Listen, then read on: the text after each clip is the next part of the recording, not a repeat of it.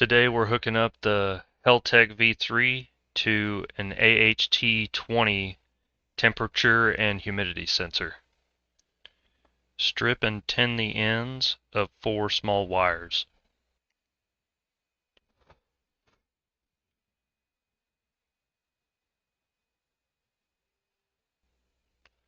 On your Heltec V3, flip it over, rotate. 41 is your serial data, 42 is your clock. We're going to make red our power and gray our ground. Feed your wire in and then fold it over, and then solder to the board. Then do the same thing for pin 41 and 42. I have a yellow wire on 41 and a blue wire on 42. Use your flush cutters and trim the wire back. That way they don't short out. Let's cut these flush, leaving you a little bit of length. Twist and tin the other end of the wire.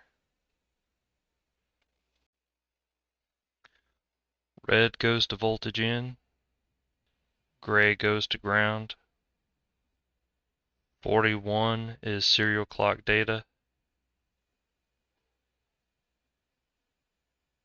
which is yellow,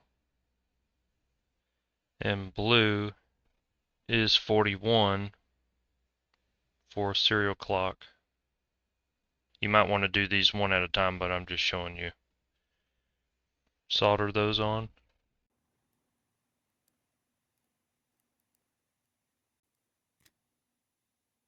And of course, trim the end.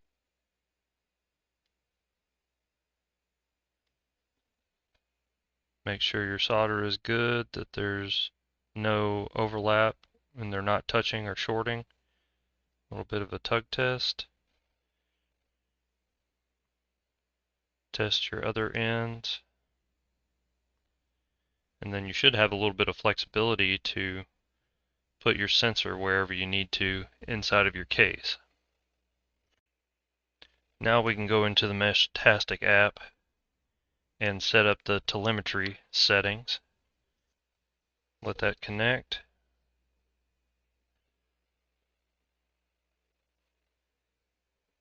Go to settings, scroll down to telemetry, check environmental metric module enabled, environment metric on screen enabled, environment metric use Fahrenheit. It defaults to Celsius if you want. Scroll to the bottom, save. Give it a second to reboot.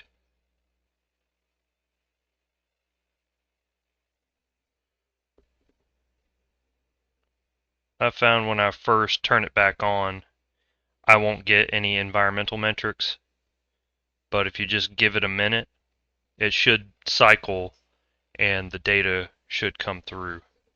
So we'll just fast forward through this part and wait for it to pop up. Now after about a minute, the information starts to pop up and you'll see it cycle through. I'll try to hold still, but you'll see it count, and once every minute it should update the temperature and the humidity. So I'm just going to hold it right here and we'll fast forward. Sorry about the focusing, I'll get a better camera eventually.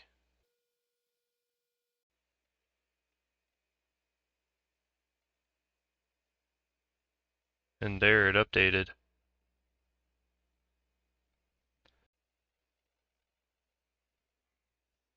Also, I was going to mention that you can go back into your settings. If you scroll down, and for someone smarter than me, when doing some background debugging and stuff, you have this debug panel that you can go in and see if any data has been coming through.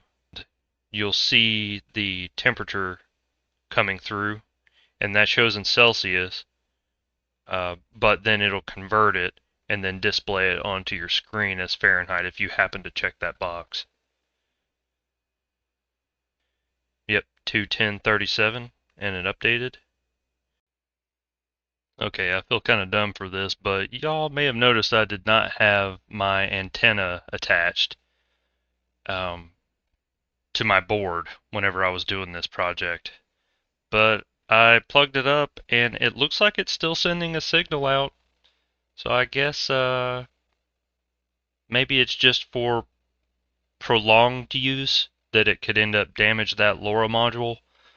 But so far, I'm doing okay. We'll see if it's affected the range at all. But yeah, I don't know. Y'all let me know what your experience is with it. Here's my V3 and my V4 board set up. And it looks like, seeing how I've already had these connected on the app and they've talked to each other before, that the V4 is getting the messages that are sending out for the temperature settings. So at least I could set this in our greenhouse and then watch it fluctuate throughout the day on the V4 by having it basically as a extension that comes here in the house. Now that the D254 sensor node is out in the greenhouse, the 939C that I'm connected to that's here in my room, if you go over to available nodes, for now we'll filter, hide offline nodes, you can include unknown. We'll go to the D254, and if you scroll down, and then you can go to the signal metric log, and it'll show you the data points that have come across. These are the ones that have come across just in the past few minutes. I'd taken it on and offline a couple times while I was testing, but hopefully that's a simple enough video to get you all started. I did not have any success with this on the Heltec V4, so if anybody out there can help me on that, I would greatly appreciate it. Version 3 case just popped out.